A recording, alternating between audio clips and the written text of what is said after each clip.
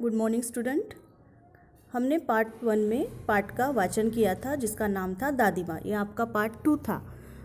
अब इस पाठ का वाचन करने के बाद आज हम देखेंगे कि इस पाठ में लेखक क्या कहना चाहते हैं। यह पाठ लेखक के दादी पर आधारित है। हमारे घर में दादा दादी नाना नानी ये ऐसे व्यक्ति होते हैं जिनसे उनके पोते बहुत प्यार करते हैं, और दादा दादी हो या नाना नानी ये लोग भी अपने पोतों से, अपने छोटे बच्चों से बहुत ही प्यार करते हैं। ये लोग हमारे लिए बहुत खास होते हैं और उनके लिए भी हम खास ही होते हैं। हमारी हर जिद को पूरा करने की वे कोशिश करते हैं। ऐसा ही खास रिश्ता लेखक का उनकी दादी माँ के साथ था। वे अपने दादी माँ से बहुत प्यार करते थे।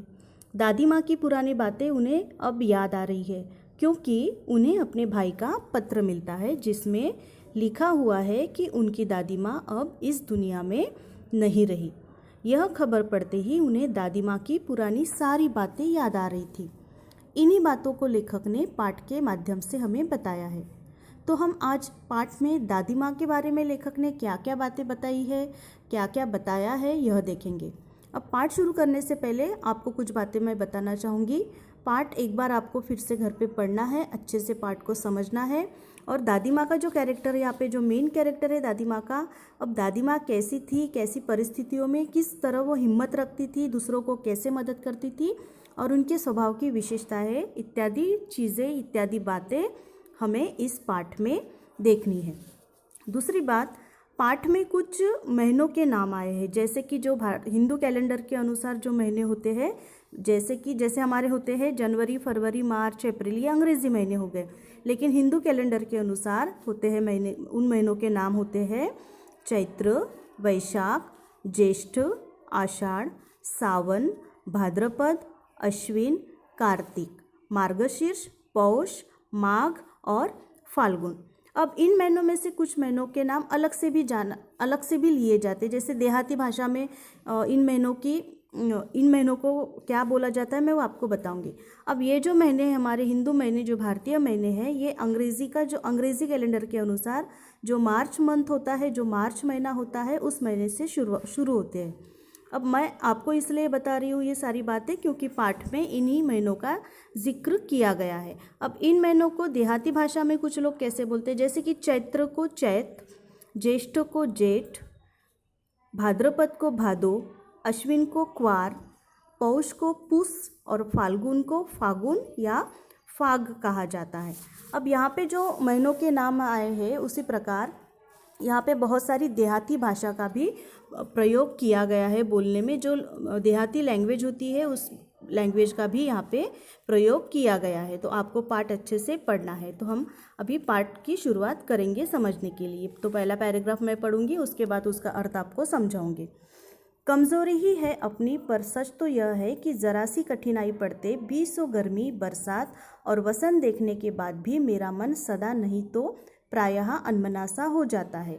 मेरे शुभचिंतक मित्र मुँह पर मुझे प्रसन्न करने के लिए आने वाली छुट्टियों की सूचना देते हैं और पीठ पीछे मुझे कमज़ोर और ज़रा सी प्रतिकूलता से घबराने वाला कहकर मेरा मजाक उड़ाते हैं। मैं सोचता हूँ, अच्छा अब कभी उन बातों को न सोचूंगा। ठीक है, जाने दो, सोचने से होता ही क्या है। पर बरबस का मतलब होता है अचानक, पर बरबस मेरी आंखों के सामने शरद की शीत किरणों के समान स्वच्छ शीतल किसी की धुंधली छाया नाच उठती है। ये हो गया फर्स्ट पैराग्राफ। अब लेखक ने इस पैराग्राफ में क्या बताया है कि अपने बचपन के दिनों को याद करके लेखक बोलते हैं कि बचपन के दिन जो होते हैं वह बड़े ही सुहावने होते हैं। बचपन में मौज मस्ती करना, इधर उधर भटकना, यह सारी बातें हमें बहुत अच्छी लगती है। अब उन्हीं बातों को याद करते हुए लेखक हमें बताते हैं कि कैसे मेरे दोस्त मुझे छुट्टियों में बुलाते थे और अगर मैं ना जाऊं तो वे सब मेरा मजाक उड़ाते थे और मुझे डरपोक भी कहते थे। मैं बहुत बार सोचता हूँ कि अब मैं उन सभी बातों को नहीं सोचूंगा कि कैसे मेरे दोस्त मेरा मजाक उड़ाते थे, कैसे मुझे चिढ़ाते थे, इन बातों को मैं नहीं सोचूंगा। लेकिन सभी बातों को लेखक अचानक से याद करते हैं और अचानक उनके सामने से वो यादें ताज़ा हो जाती हैं। अब आगे देखिए। मुझे लगता है जैसे क्वार के दिन आ गए हैं। मेरे गांव के चारों ओर पानी ही पानी हिलोरे ले रहा है। दूर के सिवान से बहकर आए हुए मूथा और साई की अदगली घासें घेउर और बनप्यास की जड़ें तथा नाना प्रकार की बरसाती घासों के बीज सूरज की गर्मी में खौलते हुए पानी में सड़कर एक विचित्र गंध छोड़ रहे हैं। रास्तों में कीचड़ सूख गया है और गांव के लड़के किनारों पर झाग भरे जलाशयों में धमाके से कूद रहे हैं। अपने अपने मौसम की अपनी अपनी बातें होती है। आषाढ़ में आम और जामुन न मिले, चिंता नहीं। अगहन में चूड़ा और गुड़ न मिले, दुख नहीं। चैत के दिनों में लाई के साथ गुड़ की पट्टी न मिले, अफसोस नहीं। पर क्वार के दिनों में इस गंधपूर्ण झाग भरे जल में कूदना न हो तो बड़ा बुरा मालूम होता था। मैं भीतर हुड़क रहा था। एक दिन ही तो कूद सका था। नहा धोकर बीमार हो गया। हल्की बीमारी न जाने मुझे क्यों अच्छी लगती है। थोड़ा थोड़ा ज्वर हो, सर में साधारण दर्द और खाने के लिए दिन भर नींबू और साबु। लेकिन इस बार ऐसी चीज़ नहीं थी।